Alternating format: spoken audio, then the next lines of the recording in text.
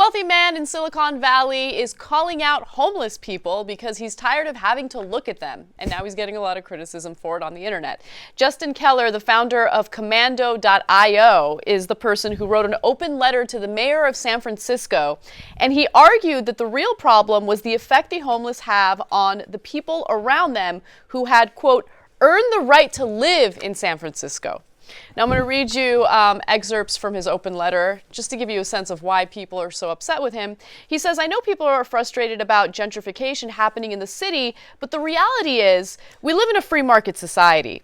The wealthy working people have earned their right to live in the city. They went out, got an education, work hard, and earned it. Now here's where it gets really bad. I shouldn't have to worry about being accosted. I shouldn't have to see the pain, struggle, and despair of homeless people to and from my way to work every day. I want my parents, when they come visit, to have a great experience and enjoy this special place. And then he says, I don't have a magic solution. It is a very difficult and complex situation, but somehow during Super Bowl, almost all of the homeless and Riff-Raff seem to have up and vanish. So, I love that. I don't have a magic solution, but I do have one. And it's get them out of here. Yeah. Pick them up, take them somewhere else. It's okay, Ben, because they're riff-raff. Yeah, they're riff-raff. Okay, now look, there's a couple of different ways you could have written this.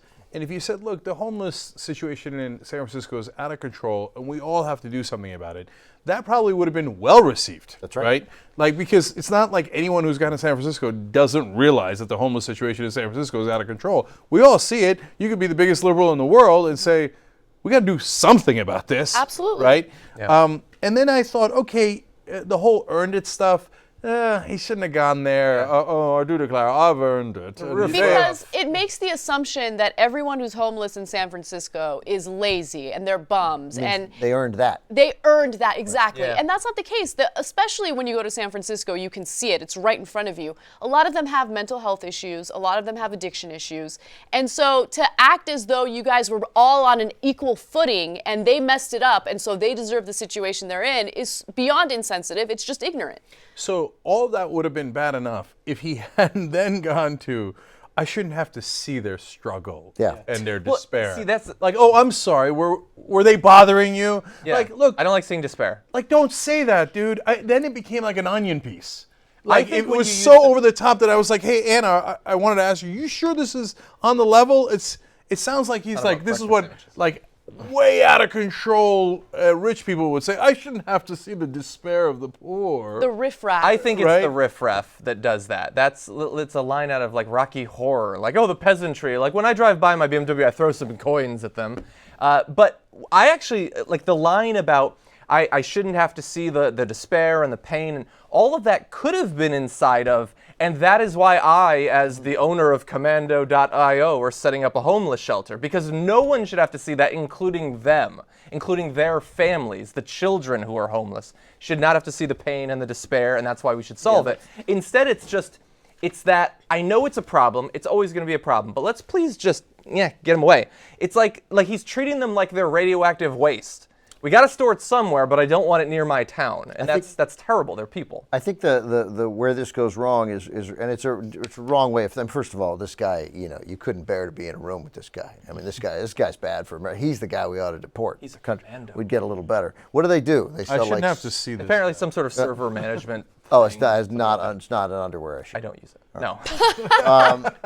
You don't make a lot of money off of having people not That's what was wearing your confused product. me. I was like, this guy's like an underwear magnet.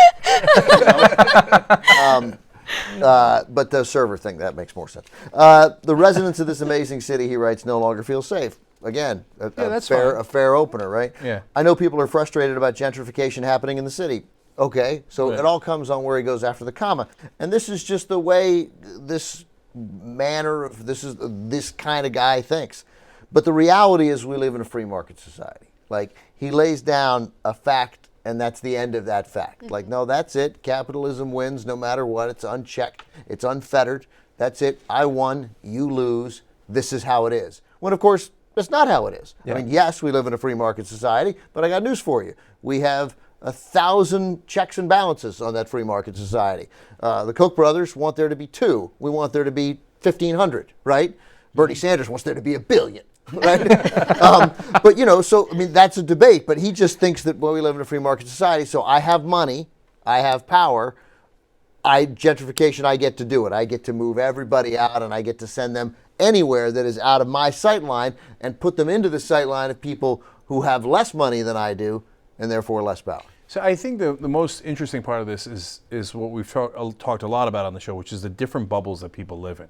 And in this bubble, there's a lot of conversations about how we earned it. Right. And part of the reason for that, to be fair to them, is that a lot of these guys work super hard. A lot of them earned it. Yeah, they work 80 hours. A lot of them are entrepreneurs, 100 hours, etc.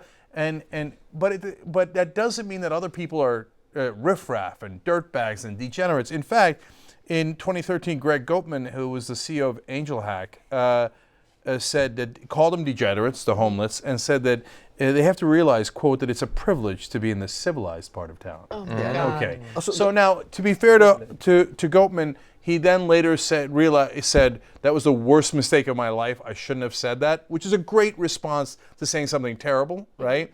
And then looked into, well, okay, then what can we do constructive about the homeless problem in San Francisco, and found out, and this is funny, you give them homes. Okay, so now I know it sounds like, no, what are you, Bernie Sanders? Oh yeah, you're just going to give them. No, Salt Lake City. It's not like Utah is overly liberal. Salt Lake City is more liberal than the rest of Utah, but they did this program that surprised me. Anna and I covered on the show before. It turns out that building homes where they could have reasonable, safe places to live is actually costs the government a lot less money than the other issues, and works relatively well as long as they are clean enough, safe enough that people will come back to them. And now they're thinking maybe in San Francisco we should do that. Yes, you should. And it's not just, and I get it, man. You don't want to be accosted. I got friends who got spit on by homeless people in San Francisco. So I've been there where people, homeless guys have started to come at me. Yeah, right? they're aggressive and they're persistent. Yes, and so and it's because a lot of them have mental health issues. Yep.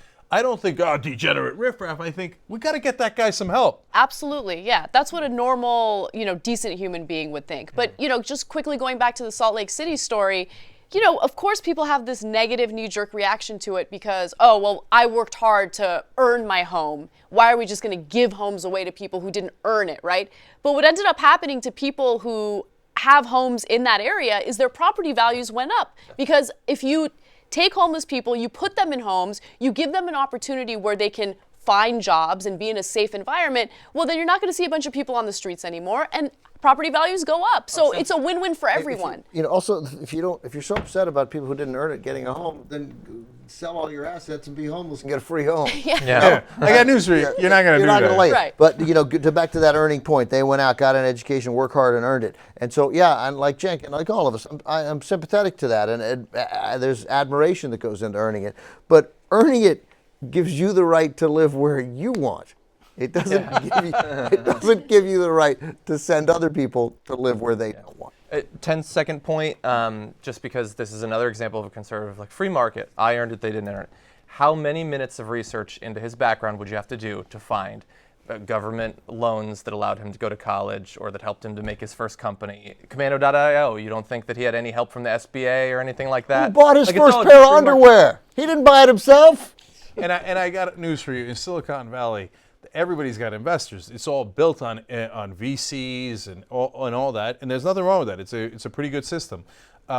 So somebody helped you, right? Yeah. And you built a good business, and that's why they invested, and then they made money, presumably, although you sell invisible underwear. But it's not like, I did it all on my own. And if you did, that means your dad was really rich.